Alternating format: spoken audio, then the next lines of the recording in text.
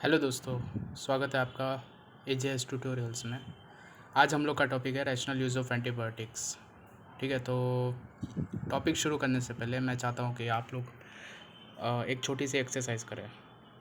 तो you just have to follow my command, okay? So here I begin. Just close your eyes slowly and notice your breathing. You don't have to command your breathing, just you have to notice it. Now slowly breathe in until your stomach fills up.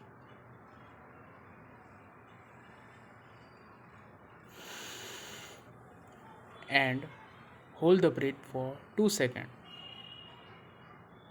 And now breathe out with your mouth.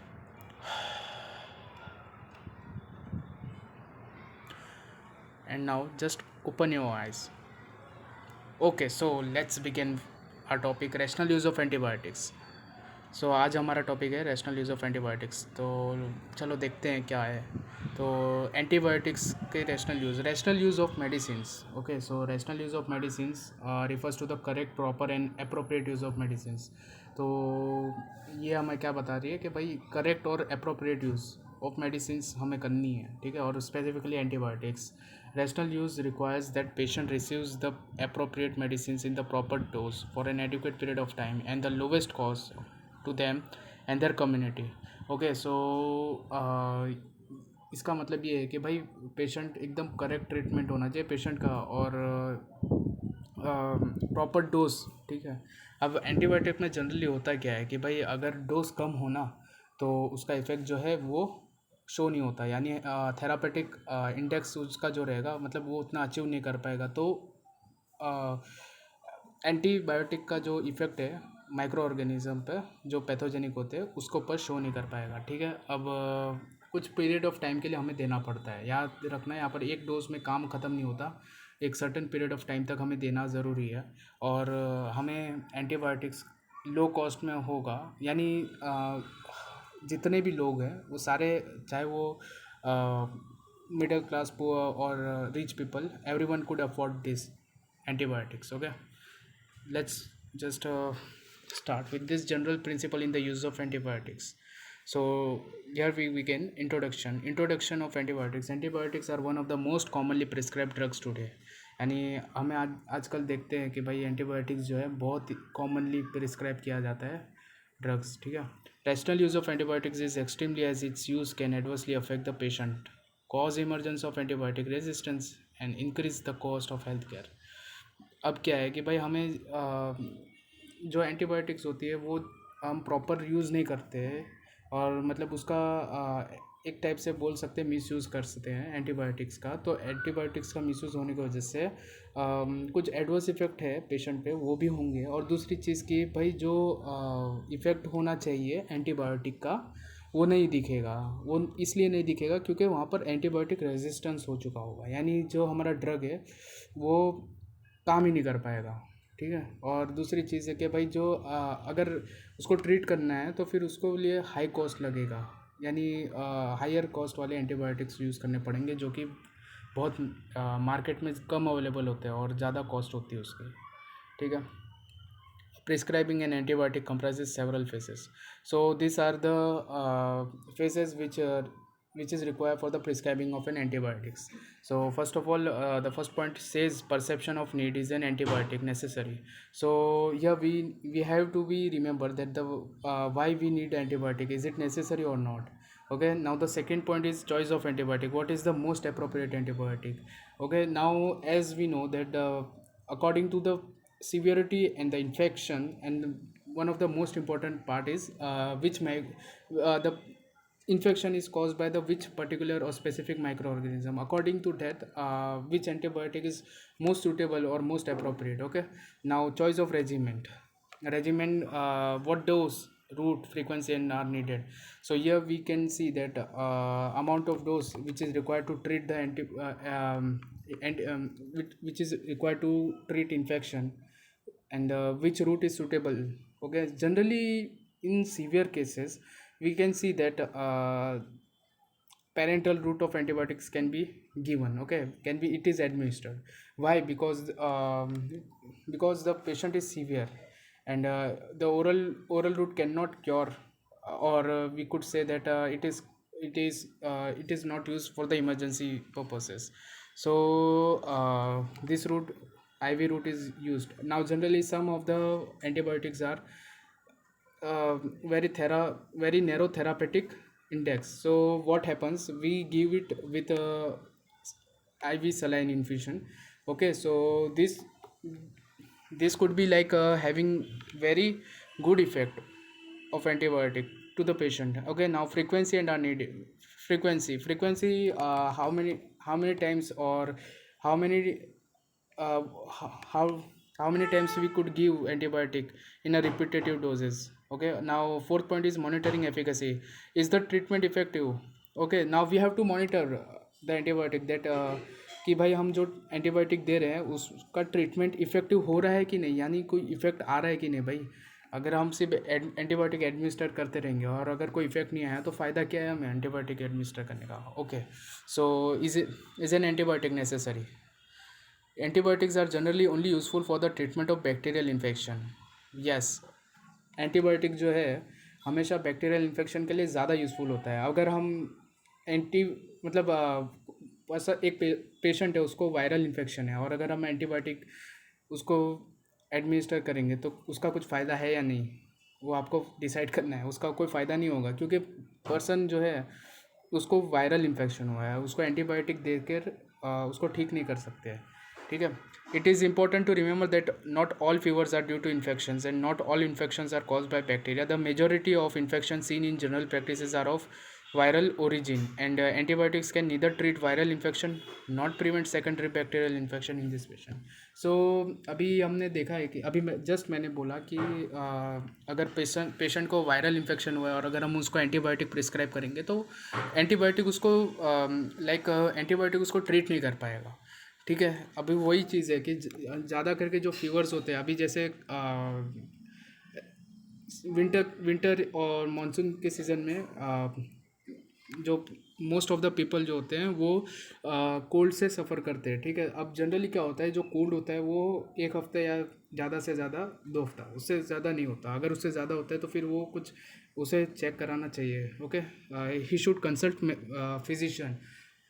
सो होता ये है कि भाई generally जो common cold होता है या fever, common cold या फीवर होता है वो ड्यू टू वायरल होता है। वायरल होगा तो अब वी कैन सी दैट हमें एंटीबायोटिक प्रिस्क्राइब की जाती है। तो एंटीबायोटिक का जब उसका कोई रोल ही नहीं है तो वो ट्रीट नहीं कर पाएगा।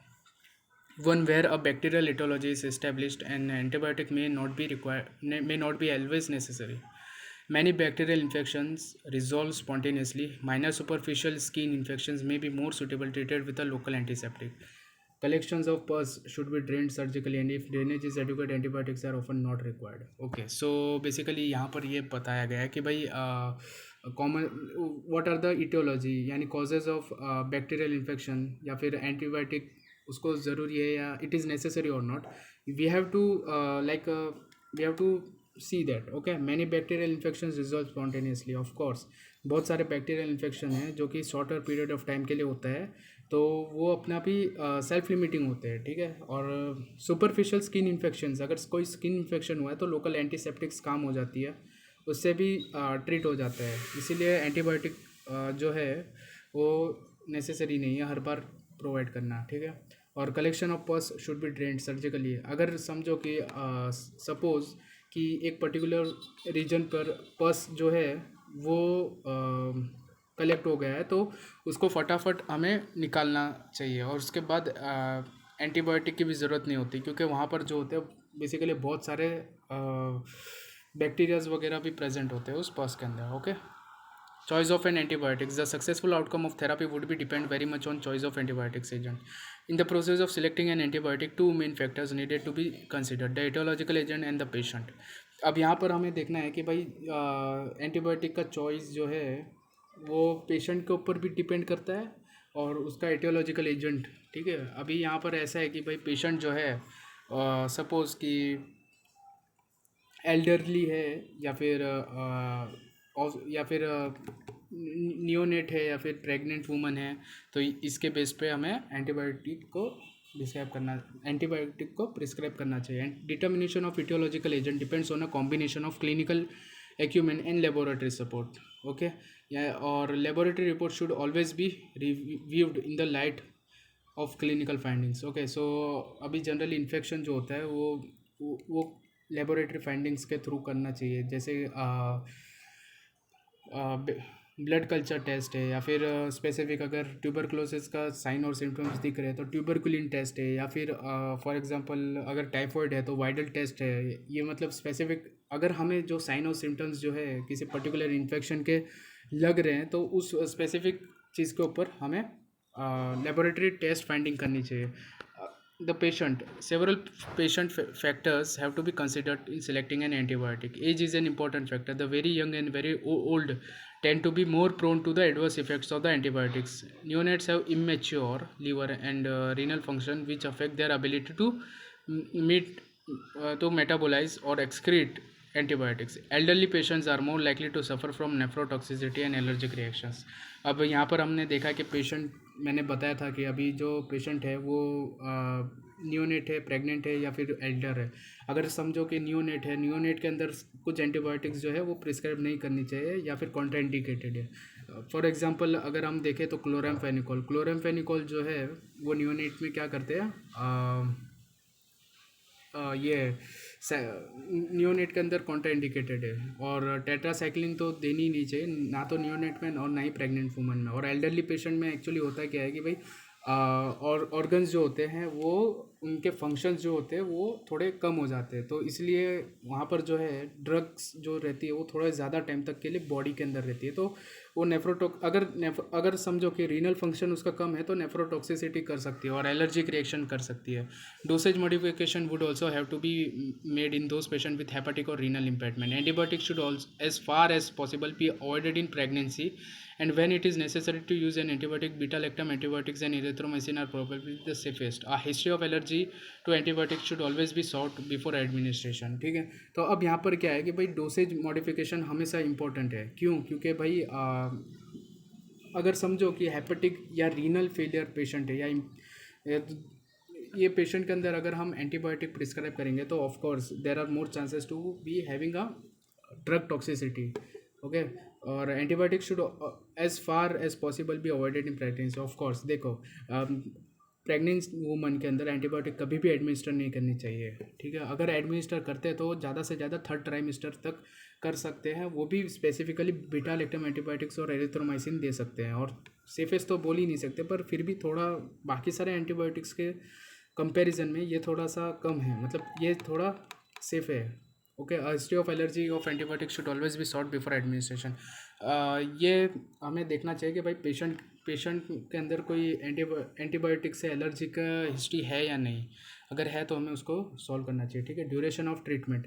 Okay, except for a few condition the optimum duration of antibiotic treatment is unknown. Okay, many antibiotics are often prescribe for a duration of 5 to 7 days in some condition. Example, uncomplicated cystitis in women and gonococcal urethritis in male. Single dose regimens have been shown in to be effective. Okay, तो यहाँ पर क्या है कि भाई जो कोई भी ऐसे स्पेसिफिक ड्यूरेशन नहीं है, पर फिर भी बहुत सारे एंटीबायोटिक्स जो है वो 5 to 7 days तक का ड्यूरेशन देखा गया है. ठीक है, और अभी यहाँ पर देखा कि हमने कि अनकॉम्प्लिकेटेड सिस्टाइटिस होता है कि भाई यूरिनरी ट्रैक्ट इन्फेक्शन का एक पार्ट है सिस्टाइटिस वुमन के अंदर, यानी यूरिनरी ब्लैडर जो है उसका इन्फेक्शन, मतलब वो भी एक पार्ट है यूरिनरी ट्रैक्ट इन्फेक्शन का, क्लास के अंदर आ जाता है. ठीक है, एक वहाँ पर और एक गोनोकोकल यूरेथ्राइटिस इन मेल, तो वहाँ पर सिंगल डोज ही देना है, उससे ज़्यादा नहीं होना है. ठीक है, condition where minimum duration of treatment has been established. जहाँ पर अगर हम देखें तो ट्यूबरकुलोसिस में 4 to 6 months है, एम्फाइसेमा एंड लंग एब्सेस में 4 to 6 weeks मिनिमम ड्यूरेशन है of antibiotics. Endocarditis 4 weeks of duration है. Osteomyelitis 4 weeks of duration. Atypical pneumonia 2 to 3 weeks of duration. Pneumococcal meningitis 7 days. pneumococcal pneumonia 5 days of duration of antibiotics monitoring efficacy early review of response। तो अब इसमें क्या है कि भाई एक routine checkup भी होना बहुत ज़रूरी है। Okay, so a routine early review 3 days after commencing treatment of the patient response is important in order to ensure that the patient is receiving appropriate treatment. After review, the doctor will have to decide whether to continue with the present regimen, increase the level of treatment by changing from oral to parenteral, increasing the dose और changing to broader spectrum of antibiotic. अब यहाँ पर देखा कि मैंने कि यहाँ पर जो है हमें रूटीनली चेकअप होना बहुत ज़रूरी है। ओके, सो 3 दिन के बाद जो है अगर समझो पेशेंट को एडमिनिस्टर कर रहा है और चालू किया है एंटीबायोटिक्स, तो 3 दिन के बाद अगर पेशेंट का रिस्पांस देखना है कि भाई वो पर्टिकुलर इन्फेक्शन ट्रीट हो रहा है कि नहीं, या फिर वो ट्रीटमेंट जो है अप्रोप्रिएट है या नहीं। ठीक है, और जो फिजिशियन होंगे हमारे मेडिकल प्रैक्टिशनर हो गए, वो चेक करेंगे कि भाई continue with the present regiment. ठीक है, तो यहाँ पर कुछ इफेक्ट शो हो रहा है या नहीं, या फिर कभी कभी होना है ऐसा है कि भाई एंटीबायोटिक का जो डोज है वो बढ़ाना चाहिए, या फिर किसी कॉम्बिनेशन में एंटीबायोटिक को देना चाहिए, या फिर ओरल से पेरेंट्रल में जाना चाहिए, या फिर नैरो स्पेक्ट्रम से broad spectrum of antibiotic administer करना चाहिए। तो यहाँ पर वो देखते हैं। ठीक है, और decrease the level of treatment by changing from oral to parenteral, increase the dose of changing to broader spectrum antibiotic, stopping the antibiotic if the infection has resolve. Cause of non response to antibiotics, तो अगर हमें antibiotics का कोई response दिख नहीं रहा है तो उसके कुछ कॉजेज़ होते हैं, जैसे अ पेशेंट में fail to respond to an antibiotic for a number of reason which include the etiological agent is resistant to antibiotics. आज हम इसका एग्जांपल मैं देना चाहता हूँ कि भाई ट्यूबरक्लोसिस है। Tuberculosis most of the time जो है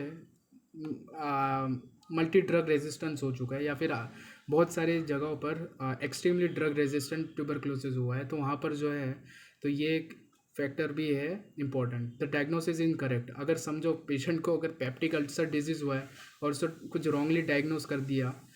पेप्टिक अल्सर डिजीज़ जो है वो ये बैक्टीरियल इन्फेक्शन नहीं है, वो एक है ऑटो इम्यून डिजीज़, पर फिर भी अगर रॉन्गली डायग्नोस कर दिया और उसको अगर एंटी